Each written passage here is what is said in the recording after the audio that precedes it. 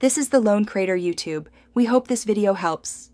You start now by gathering tools and validating the replacement belt fits Activa 5G.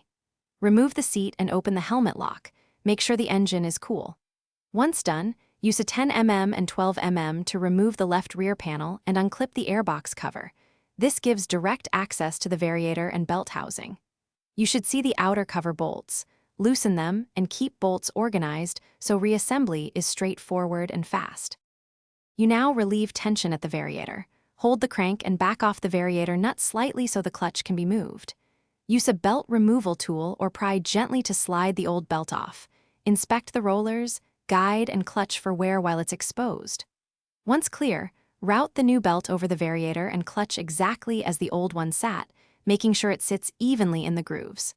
Tighten variator nut to hand first, then torque to spec while keeping components aligned. You finish by reinstalling the belt cover, airbox cover, and left panel. Make sure all bolts are tightened evenly to spec. Once reassembled, start the engine and let it idle. Then gently blip the throttle to help the belt seat properly and listen for abnormal noise. If you hear slipping or squeal, stop and check belt alignment, variator and clutch torque, and roller condition. Often a misaligned belt or loose nut causes noise.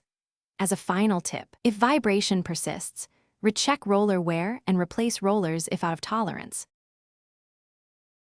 Thanks for watching. Consider subscribing if we helped you.